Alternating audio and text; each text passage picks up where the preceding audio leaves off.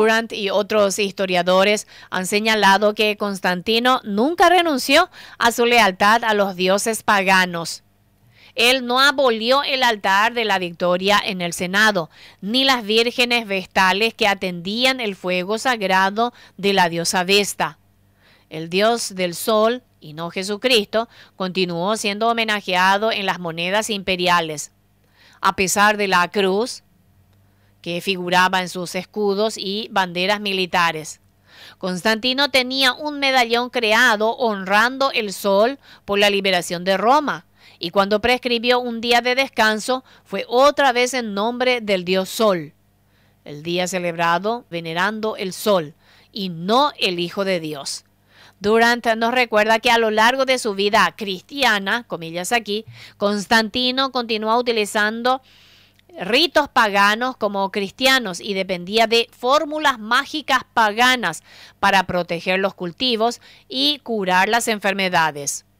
Otro indicio de su conversión, comillas aquí, fue que Constantino asesinó a quienes podrían haber tenido algún derecho a su trono, incluyendo a su hijo Crispus, también un sobrino y un cuñado.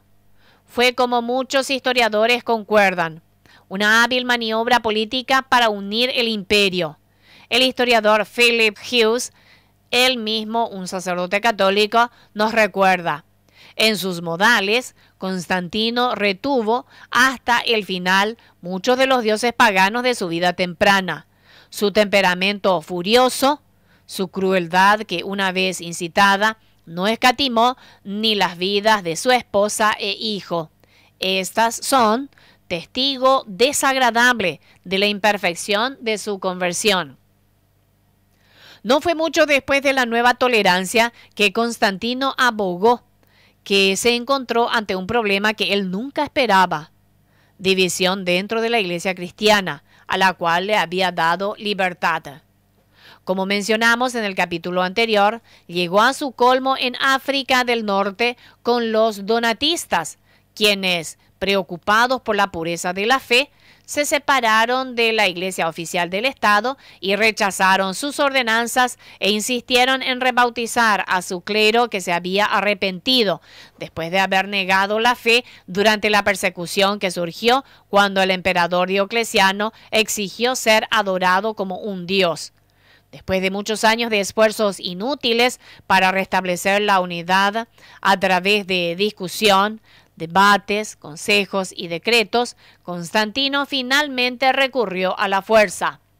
Friend explica: en la primavera del 317, Constantino lleva a cabo su decisión de publicar un edicto más severo contra los donatistas, confiscando sus propiedades y exiliando a sus líderes. En el curso de 4 años había sido derogada la libertad universal de la conciencia que fue proclamada en Milán. El Estado se había convertido una vez más en un perseguidor, solo que esta vez a favor de la ortodoxia cristiana.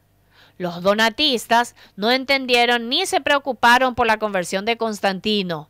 Para ellos era un caso del diablo, insistiendo en que Cristo era un amante de la unidad. En su opinión, la hostilidad fundamental del Estado hacia la Iglesia no había sido alterada. De su propia forma y en su tiempo, Agustín siguió la línea de Constantino en su tratamiento de los donatistas, que seguían siendo una espina en el costado de la Iglesia romana. Mientras que Agustín y los católicos hacían hincapié en la unidad de la Iglesia, los donatistas insistían en la pureza de la Iglesia y rebautizaban a todos aquellos católicos que llegaban a ellos, ya que consideraban corruptos a los católicos. Constantino había sido implacable, como serían también Agustín y su discípulo Calvino, en su búsqueda de herejes, prohibiendo a todos aquellos fuera de la Iglesia católica a congregarse y confiscó sus bienes.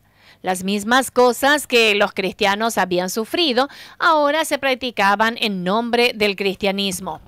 como buen ciudadano, disfrutando la bendición del emperador y creyendo en la iglesia del Estado que Constantino había establecido, Agustín persiguió y sancionó hasta la matanza de los donatistas y otros carismáticos, como ya lo hemos visto.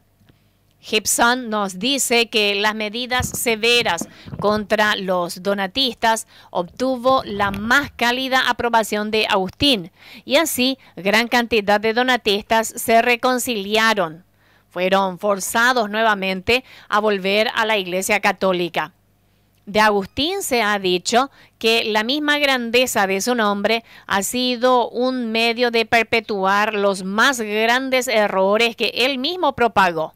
Más que nadie, Agustín ha alentado la perniciosa doctrina de salvación por medio de los sacramentos de la iglesia terrenal organizada, que trajo consigo la superstición junto con toda la maldad y las miserias que ha ocasionado a través de los siglos.